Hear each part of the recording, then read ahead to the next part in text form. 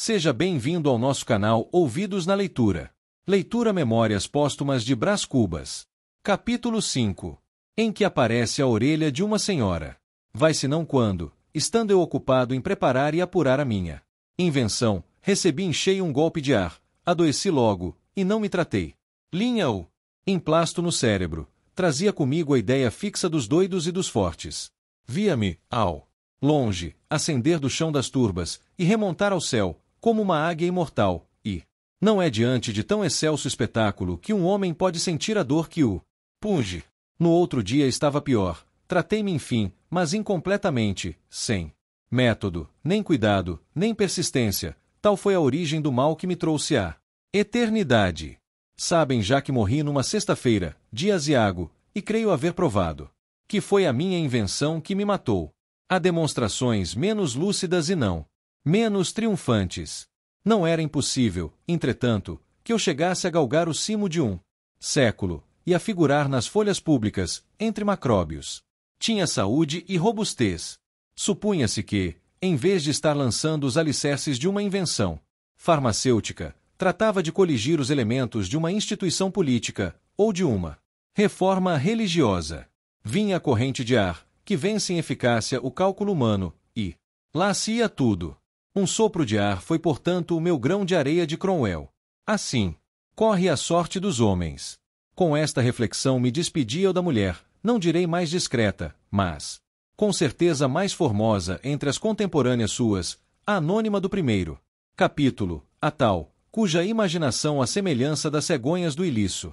Tinha então 54 anos, era uma ruína, uma imponente ruína.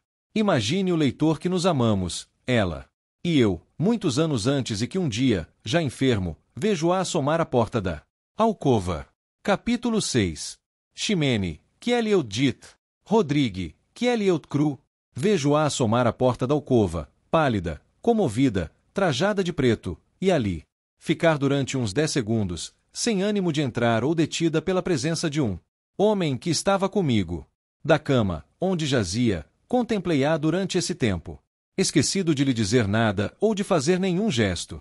Havia já 2 anos que nos não víamos, e eu via agora não qual era, mas qual fora, quais foramos ambos.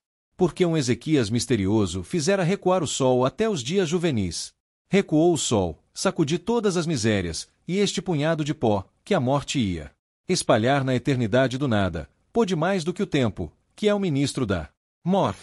Nenhuma água de juventa igualaria ali a simples saudade. Creiam-me, o menos mal é recordar, ninguém se fia da felicidade presente. Há nela uma gota da baba de Caim. Corrido o tempo e cessado o espasmo, então. Sim, então talvez se pode gozar deveras, porque entre uma e outra dessas duas ilusões, melhor é a que se gosta sem doer. Não durou muito a evocação, a realidade dominou logo, o presente expediu-o. Passado. Talvez eu exponha ao leitor, em algum canto deste livro, a minha teoria das edições humanas. O que por agora importa saber é que Virgília, chamava-se Virgília, entrou na alcova, firme, com a gravidade que lhe davam as roupas e os anos, e veio até o meu leito. O estranho levantou-se e saiu. Era um sujeito que me visitava todos os dias para falar do câmbio, da colonização e da necessidade de desenvolver aviação férrea. Nada mais interessante para um moribundo. Saiu. Virgília deixou-se estar de pé. Durante algum tempo ficamos a olhar um para o outro, sem articular palavra. Quem diria? De 2 grandes namorados, de 2 paixões sem freio, nada mais. Havia ali, 20 anos depois, havia apenas 2 corações murchos, devastados pela vida e saciados dela, não sei se em igual dose, mas enfim saciados.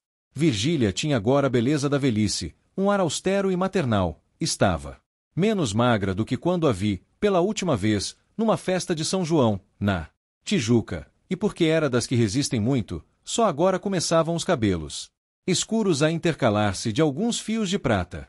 Anda visitando os defuntos? Disse-lhe eu. Ora, defuntos. Respondeu Virgília com um muxoxo. E depois de me apertar as mãos, ando a ver se põe os vadios para a rua. Não tinha a carícia lacrimosa de outro tempo, mas a voz era amiga e doce. Sentou-se. Eu estava só, em casa, com um simples enfermeiro. Podíamos falar um ao outro, sem perigo. Virgília deu-me longas notícias de fora, narrando-as com graça, com um certo travo de má língua, que era o sal da palestra. Eu, prestes a deixar o mundo, sentia um prazer satânico em mofar dele, em persuadir-me que não deixava nada. Que ideias essas? Interrompeu-me Virgília um tanto zangada.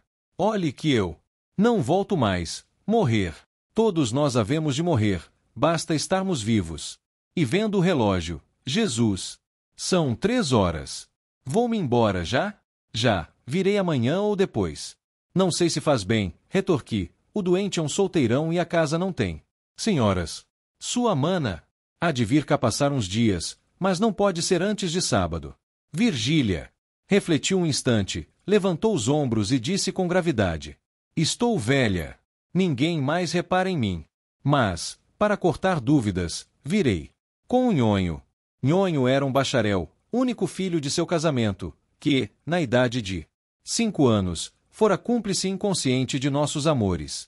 Vieram juntos, 2 dias depois, e confesso que, ao vê-los ali, na minha alcova, fui tomado de um acanhamento que nem me permitiu corresponder logo às palavras afáveis do rapaz.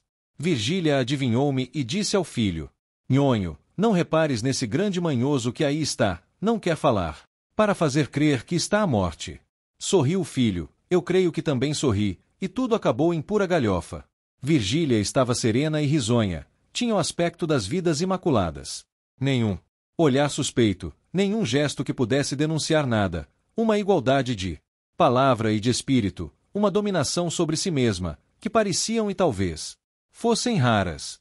Como tocássemos, casualmente, nos amores ilegítimos, meio secretos, meio divulgados, via-a falar com desdém e um pouco de indignação da mulher de que se tratava, aliás sua amiga, e o filho sentia-se satisfeito, ouvindo aquela palavra digna e forte, e eu perguntava a mim mesmo o que diriam de nós os gaviões, se Buffon tivesse nascido gavião. Era o meu delírio que começava. Obrigado por acompanhar a leitura, curta e compartilhe esse vídeo.